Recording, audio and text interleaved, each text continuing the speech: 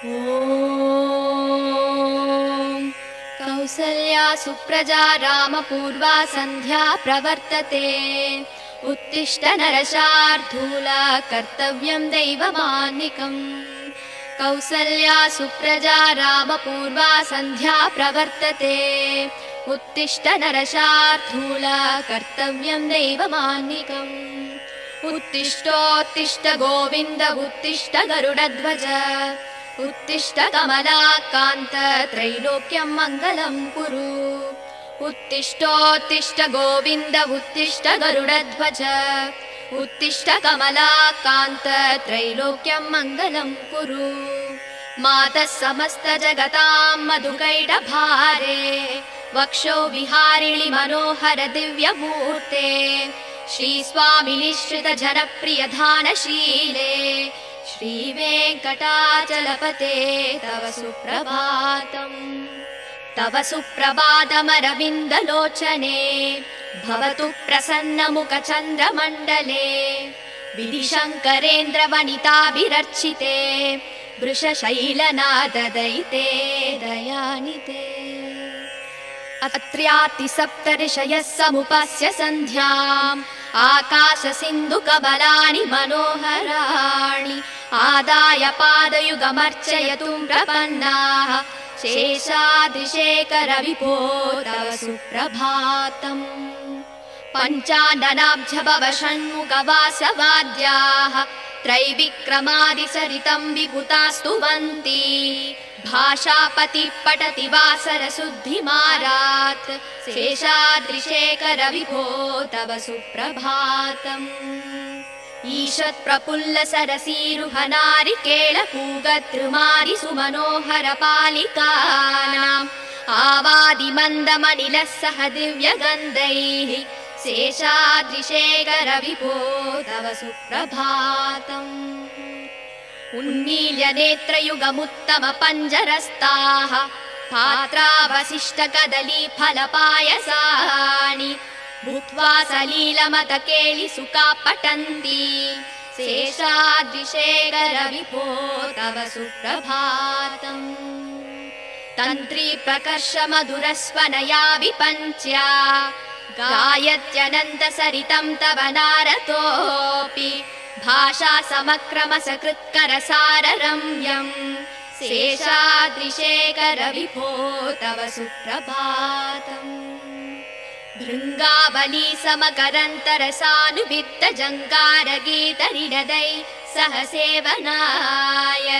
निर्याद्युपान्त सरसी कमलोदरेभ्यः शेषाद्रिशेखर विभो तव सुप्रभातम्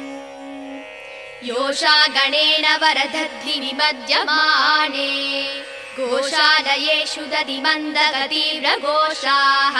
रोषा कलिम्बितदते ककुपस्स कुम्भाः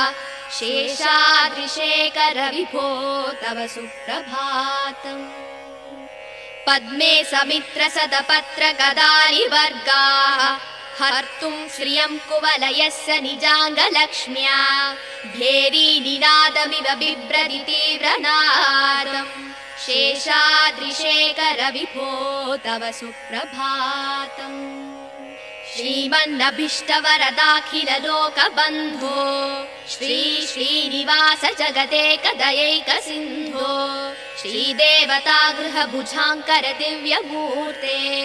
श्रीवेङ्कटाचलपते तव सुप्रभातम् श्रीस्वामि पुष्करिणिका प्लव निर्मलाङ्गा श्रेयोधिनो हर विरिञ्चि सनन्दनाध्याः द्वारे वसन्ति वरवेत्र हतोत्तमाङ्गाः श्रीवेङ्कटाचलपते तव सुप्रभातम् श्रीशेषशैलगरुडाचल वेङ्कटाद्रिनारायणाद्रिविषवाद्रिविषाद्रिमुख्याम् आख्यां त्वदीय वसते रनि संवदन्ति श्रीवेङ्कटाचलपते तव सुप्रभातम् सेवा परा शिव सुरेश कृशानुधर्म रक्षोऽम्बुनाथ भवमान धनाधिनाथाः भक्ताञ्जलि प्रविलसन् निज शीर्षदेशाः श्रीवेङ्कटाचलपते तव सुप्रभातम् दाटीसु देविह गराज मृगाधिराज नागाधिराज गजराज हयाधिराजाः स्वस्वाधिकारमहिमादिकमर्दयन्ते श्रीवेङ्कटाचलपते तव सुप्रभातम् सूर्येन्दुभौमबुधवाक्पदिकाव्यसौरी स्वर्भानुकेरुद्विषत्परिषत्प्रदानाः द्वद्वासदासचरमावदिदासदासाः श्रीवेङ्कटाचलपते तव सुप्रभातम् द्वत्पादधूलिपरितस्फुरितोत्तमाङ्गाः स्वर्गापवर्गनिरपेक्ष निजाङ्गराङ्गाः कल्पाकमालयनयाकुलतां लभन्ते श्रीवेङ्कटाचलपते तव सुप्रभातम् त्वद्गोपुराग्रशिखराणि निरीक्षमाणाः स्वर्गापवर्गपदवीं परमां श्रयन्तः मर्त्या मनुष्यभुवने मदिमाश्रयन्ते श्रीवेङ्कटाचलपते तव सुप्रभातम् श्रीभूमिनायक दयादिगुणामृताब्धे देवादिदेव जगदेक शरण्यमूर्ते श्रीमन्दनन्द गरुडाधिभिरार्चिताङ्ग्रे श्रीवेङ्कटाचलपते तव सुप्रभातम् श्रीपद्मनाभ पुरुषोत्तम वासुदेव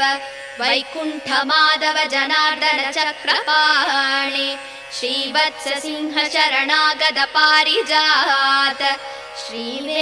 श्रीवेङ्कटाचलपते तव सुप्रभातम्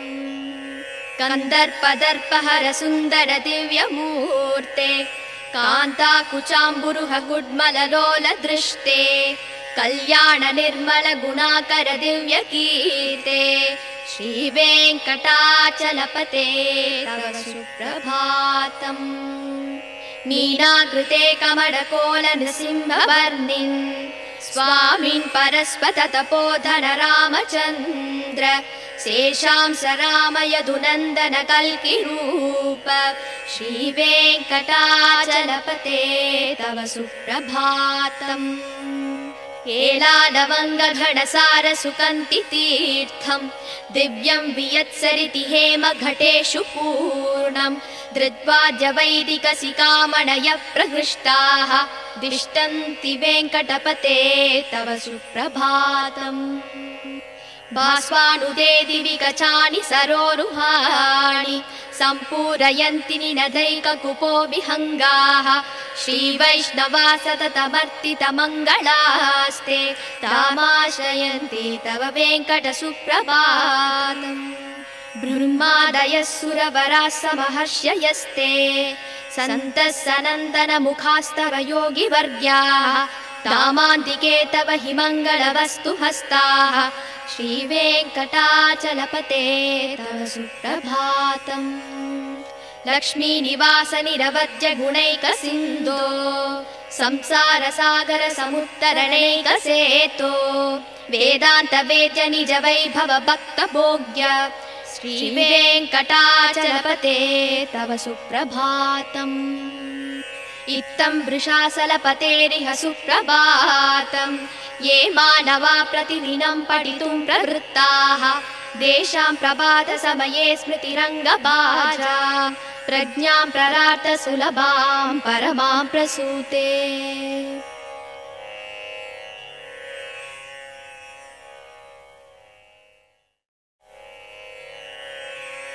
ॐ कौसल्या सुप्रजा रामपूर्वा सन्ध्या प्रवर्तते उत्तिष्ठ नरशार्दूला कर्तव्यं दैवमान्निकम् कौसल्या सुप्रजा रामपूर्वा सन्ध्या प्रवर्तते उत्तिष्ठ नरशार्दूला कर्तव्यं दैवमान्निकम् उत्तिष्ठोत्तिष्ठ गोविन्द उत्तिष्ठ गरुडध्वज उत्तिष्ठ कमलाकान्त त्रैलोक्यं मङ्गलं कुरु उत्तिष्ठोत्तिष्ठ गोविन्द उत्तिष्ठ गरुडध्वज उत्तिष्ठ कमलाकान्त त्रैलोक्यं मङ्गलं कुरु मातः समस्त जगतां मधुकैटभारे वक्षो विहारिणि मनोहर दिव्यमूर्ते श्रीस्वामिनिश्रित जनप्रिय धानशीले श्रीवेङ्कटाचलपते तव सुप्रभातम् तव सुप्रभातमरविन्दलोचने भवतु प्रसन्नमुखचन्द्रमण्डले विधिशङ्करेन्द्रवनिताभिरर्चिते वृषशैलनाददयिते दयानिते अत्र्यातिसप्तऋषयः समुपस्य सन्ध्याम् आकाशसिन्धुकबलानि मनोहराणि आदाय पादयुगमर्चयतुं प्रपन्नाः शेषाद्रिशेखर विभो तव सुप्रभातम् पञ्चाननाब्जभव षण्मुखवासवाद्याः त्रैविक्रमादिसरितं विभुतास्तुवन्ति भाषापतिः पठति वासरशुद्धिमारात् शेषाद्रिशेखर विभो तव सुप्रभातम् ईषत्प्रफुल्ल सरसीरुहनारिकेळपूगतृमारि सुमनोहर पालिकानाम् आवादिमन्दमनिलः सह दिव्यगन्धैः शेषाद्रिशेखर विभो तव सुप्रभातम् उन्मील्य नेत्रयुगमुत्तम पञ्जरस्ताः पात्रावशिष्टकदलीफलपायसानि भूत्वा सलीलमतकेलिसुखा पठन्ति शेषाद्रिशेखर विभो तव सुप्रभातम् तन्त्री प्रकर्ष मधुरस्वनया विपञ्च्या गायत्यनन्तसरितं तव नारतोऽपि भाषा समक्रमसकृत्करसाररम्यम् शेषाद्रिशेखर विभो तव सुप्रभातम् भृङ्गावली समकरन्तरसानुवित्त जङ्गारगीतनिनदै सह सेवनाय निर्याद्युपान्त सरसी कमलोदरेभ्यः शेषाद्रिशेखर विभो तव सुप्रभातम् योषा गणेन वरदध्नि विमध्यमाने गोशालयेषु दधिमन्दगतीव्रघोषाः रोषा कलिम्बितदते ककुपस्स कुम्भाः शेषाद्रिशेखर विभो तव सुप्रभातम् पद्मे समित्र सदपत्र गदालिवर्गाः हर्तुं श्रियं कुवलयस्य निजाङ्गलक्ष्म्या भेरी निनादमिव बिभ्रति तीव्रनादम् शेषाद्रिशेखर विभो तव सुप्रभातम् श्रीमन्नभीष्टवरदाखिल लोकबन्धो श्री श्रीनिवास जगदेकदयैक सिन्धो श्रीदेवता गृहभुजाङ्कर दिव्यमूर्ते श्रीवेङ्कटाचलपते तव सुप्रभातम् श्रीस्वामि पुष्करिणिकाप्लव निर्मलाङ्गा श्रेयोधिनो हर विरिञ्चि सनन्दनाध्याः द्वारे वसन्ति वरवेत्र हतोत्तमाङ्गाः श्रीवेङ्कटाचलपते तव सुप्रभातम् श्रीशेषशैलगरुडाचल वेङ्कटाद्रिनारायणाद्रिविषवाद्रिविषाद्रिमुख्याम् आख्यां त्वदीय वसते रनि संवदन्ति श्रीवेङ्कटाचलपते तव सुप्रभातम् सेवा परा शिव सुरेश कृशानुधर्म रक्षोऽम्बुनाथ भवमान धनाधिनाथा भक्ताञ्जलि प्रविलसन्निज शीर्ष देशाः श्रीवेङ्कटाचलपते तव सुप्रभातम् दाटीषु देविह गराज मृगाधिराज नागाधिराज गजराज हयाधिराजाः स्वस्वाधिकार महिमादिकमर्दयन्ते श्रीवेङ्कटाचलपते तव सुप्रभातम् सूर्येन्दुभौम बुधवाक्पदि काव्यसौरी स्वर्भानुकेतुर्विशत् प्रदानाः वद्वासदास चरमावधि दास दासाः श्रीवेङ्कटाचलपते तव सुप्रभातम् द्वत्पादधूलिपरितस्फुरितोत्तमाङ्गाः स्वर्गापवर्गनिरपेक्ष निजाङ्गराङ्गाः कल्पाकमाललनयाकुलतां लभन्ते श्रीवेङ्कटाचलपते तव सुप्रभातम् त्वद्गोपुराकृसिकराणि निरीक्षमाणाः स्वर्गापवर्गपदवीं परमां श्रयन्तः मर्त्या मनुष्यभुवने मदिमाश्रयन्ते श्रीवेङ्कटाचलपते तव सुप्रभातम् श्रीभूमिनायक दयादिगुणामृताप्ते देवादिदेव जगदेक शरण्यमूर्ते श्रीमन्दनन्द गरुडाधिभिरार्चिताङ्ग्रे श्रीवेङ्कटाचलपते तव सुप्रभातम् श्रीपद्मनाभ पुरुषोत्तम वासुदेव वैकुण्ठ माधव जनार्दन चक्रपाणि श्रीवत्स सिंह शरणागत पारिजात श्रीवेङ्कटाचलपते तव सुप्रभातम् कन्दर्पदर्पहर सुन्दर दिव्यमूर्ते कान्ताकुचाम्बुरुह गुड्मललोल दृष्टे कल्याण निर्मल गुणाकर दिव्य कीर्ते श्रीवेङ्कटाचलपते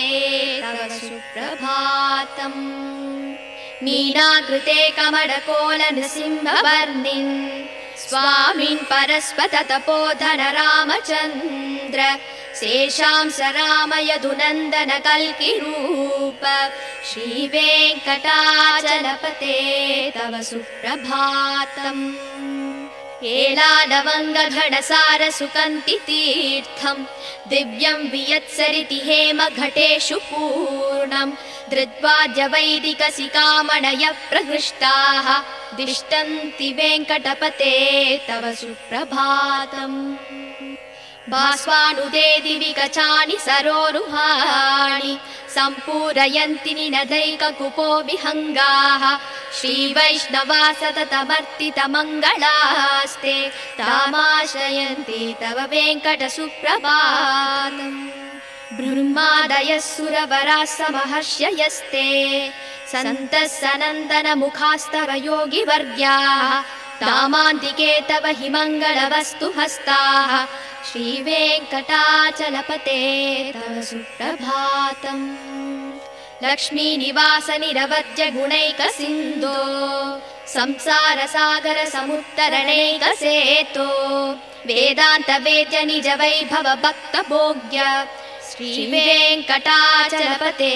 तव सुप्रभातम् इत्थं वृषाचलपतेरिह सुप्रभातम् ये मानवा प्रतिदिनं पठितुं प्रवृत्ताः तेषां प्रभात समये स्मृतिरङ्गभाजा प्रज्ञां प्ररार्थ सुलभां परमां प्रसूते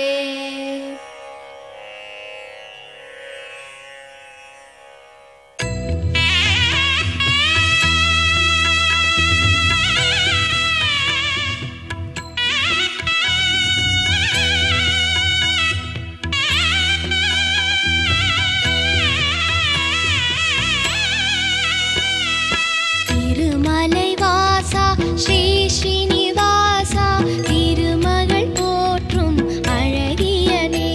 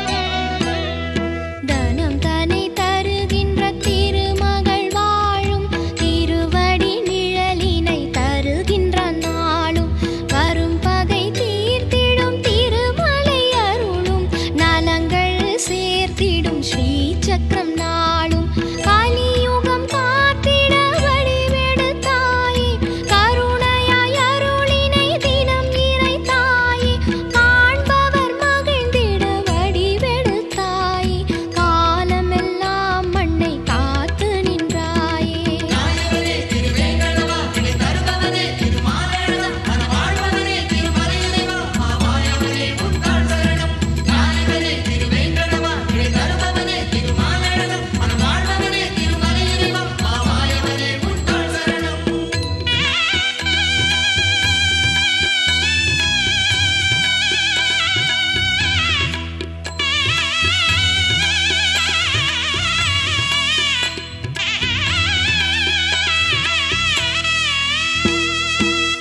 வெங்கடமலையை நாம் நினைத்தாலே வேதனை மறையும் அவன் நாமத்தாலே செல்வங்கள் பொழியும் வான்மழை போலே தினம் அவன் மலரடி தொழுது வந்தாலே ஆயிரம் சூரியன் ஒளியென நீயும் மலைகளில் திகழ்ந்தாய் மகிமைகள் அறிந்தோம் மாயனே உன்னடி சரணங்கள் ஐயா மாதவனே உந்தன் நாமங்கள் மறவேன்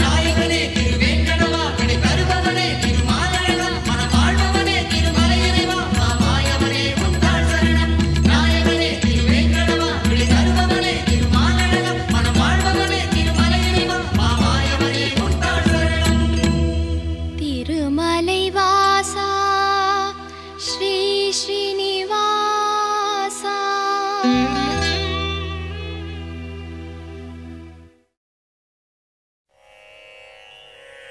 கமலம் மலர் மேல் வசிக்கும் மகளே உறைவாள் பெருமாள் திருமார்பினிலே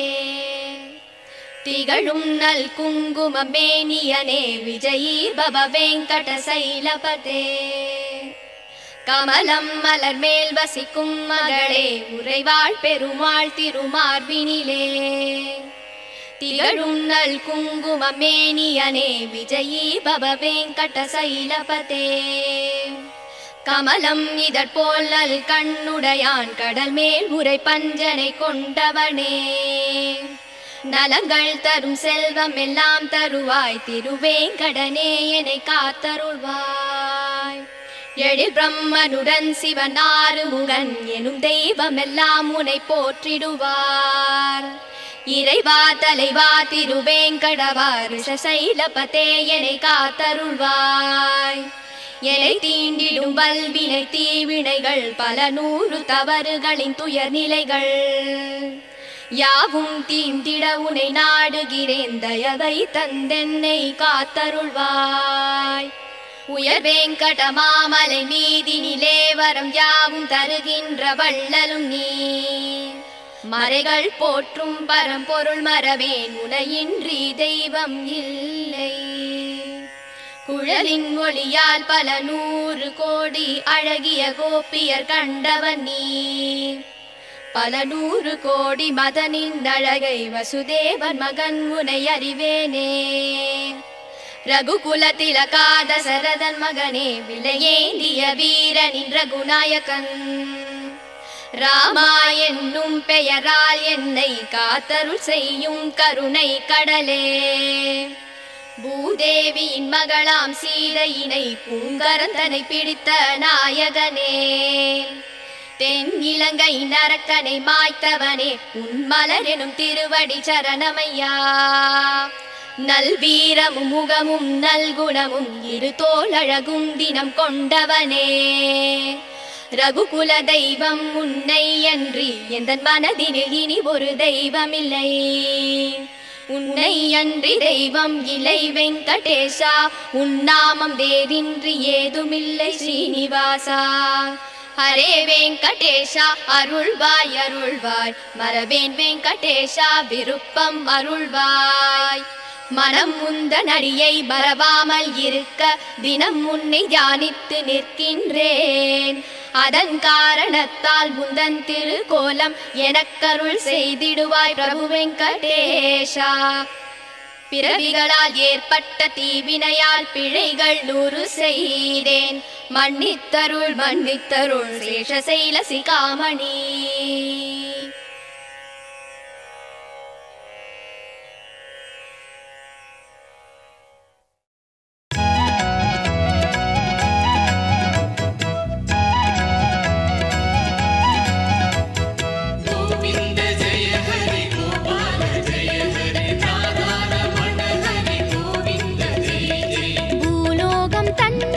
வைகுண்டமாக்கி ஸ்ரீதேவி உடனே அருள்கின்ற தேவா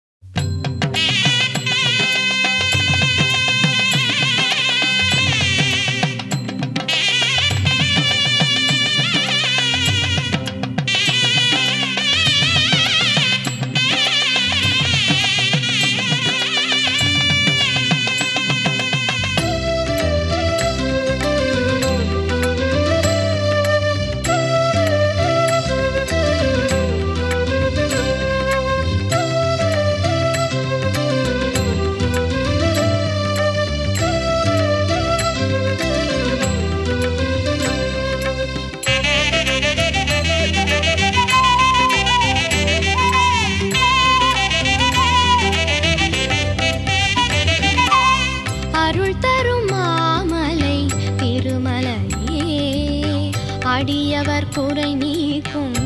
ஏழுமலை அருள் தரும் மாமலை திருமலையே அடியவர் குறை நீக்கும் ஏழுமலை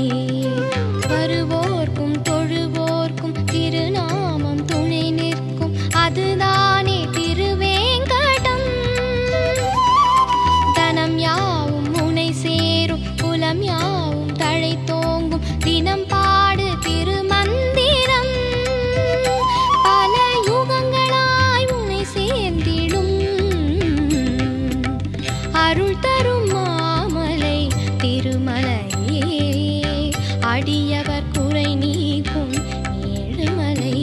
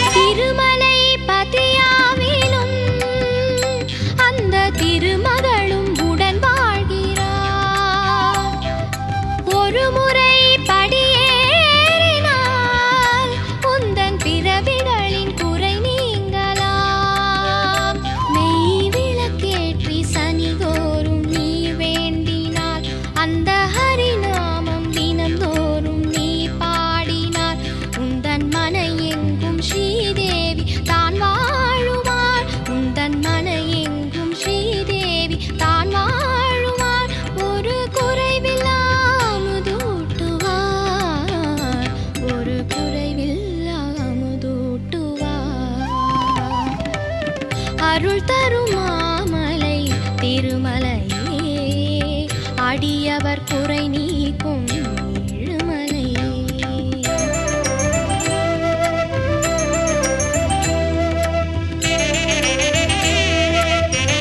திருமலையே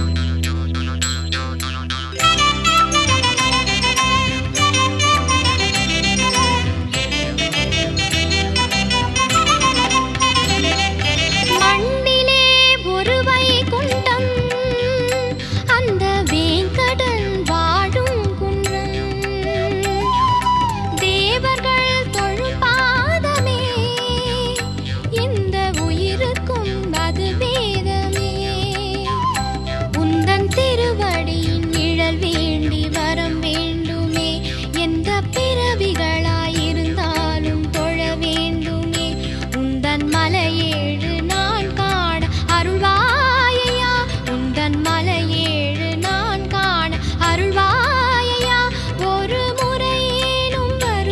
நீக்கும் ஏழுமலை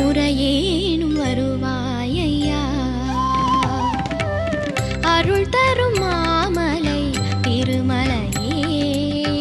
அடியவர் குறை நீக்கும் ஏழுமலை அருள் தரும் மாமலை திருமலையே அடியவர் குறை நீக்கும் ஏழுமலை வருவோர்க்கும் தொழுவோர்க்கும் திருநாமம் துணை நிற்கும் அதுதானே திருவேங்கடம் தனம் யாவும் புனை சேரும் குலம் யாவும் தழை தோங்கும் தினம் பாடு திருமந்திரம் பல யுகங்களாய் உனை சேர்ந்திடும் அருள் தரும் மாமலை திருமலையே அடியவர் குறை நீக்கும் ஏழுமலை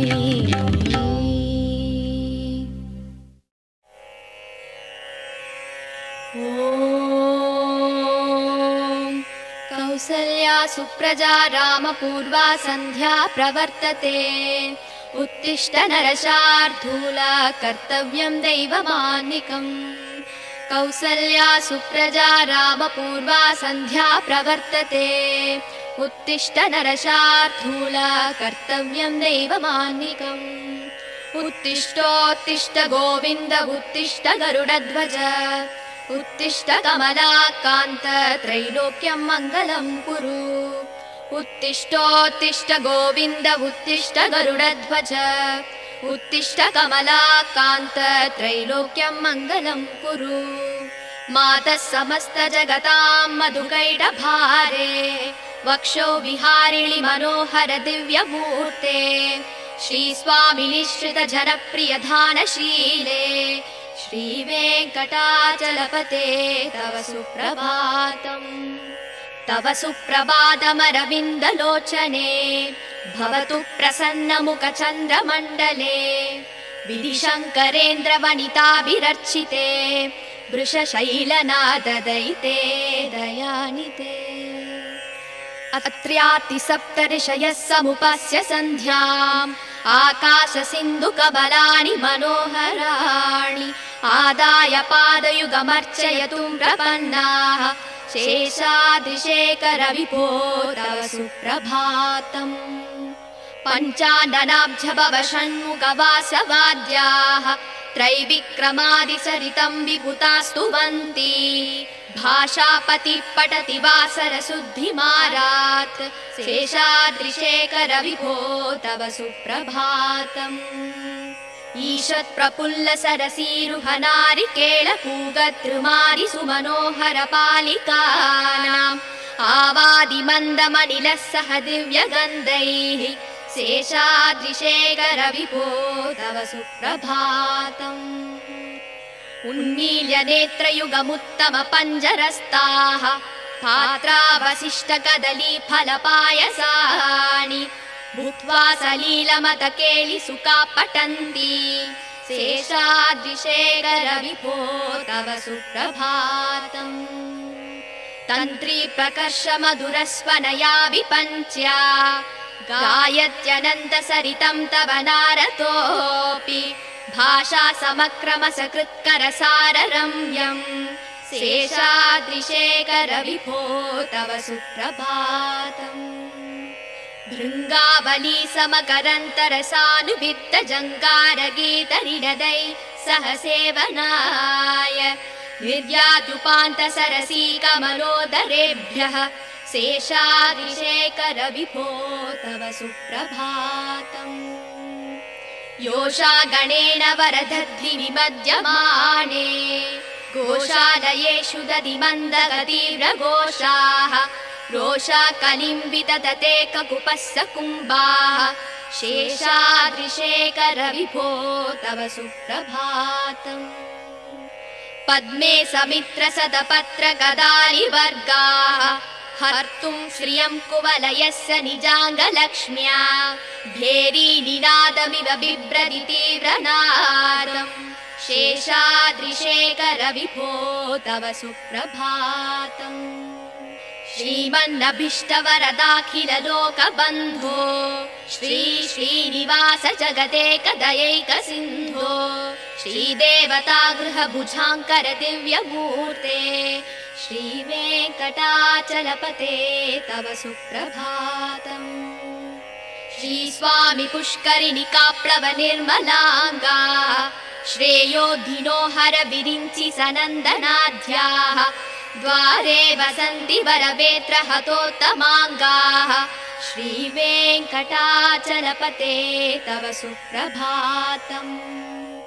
श्रीशेषशैलगरुडाचल वेङ्कटाद्रिनारायणाद्रिविषवाद्रिविषाद्रिमुख्याम् आख्यां त्वदीय वसतेरनि संवदन्ति श्रीवेङ्कटाचलपते तव सुप्रभातम् सेवा पराशिव सुरेश कृशानुधर्म रक्षोऽम्बुनाथ भवमान धनाधिनाथाः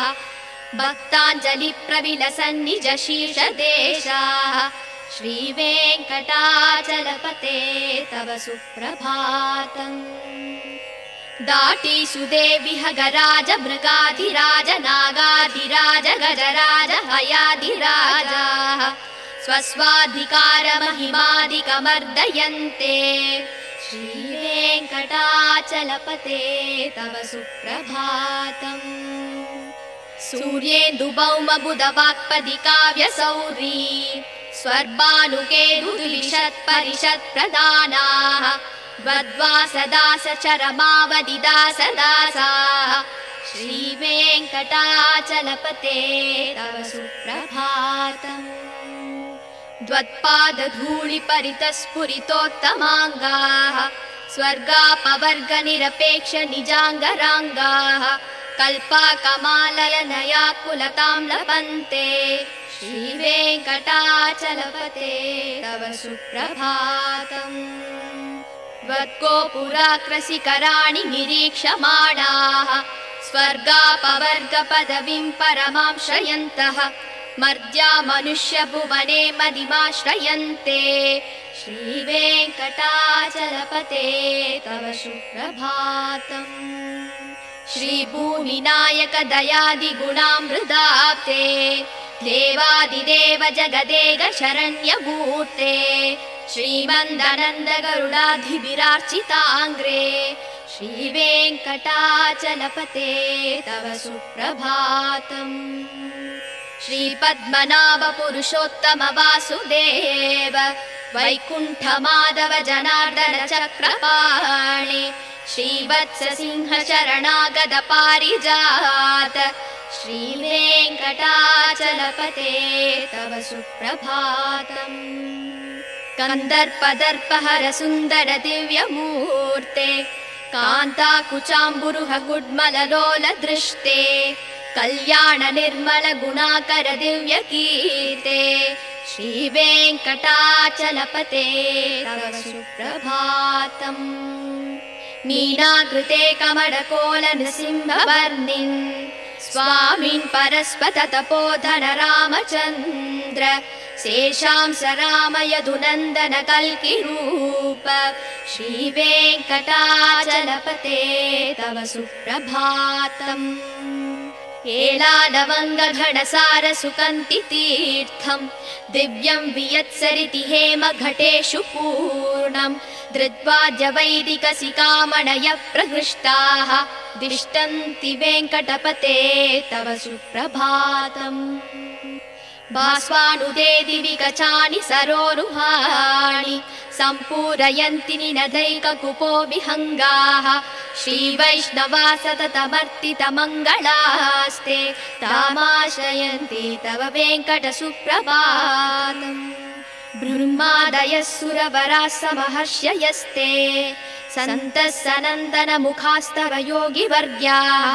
तामान्तिके तव हि मङ्गलवस्तु हस्ताः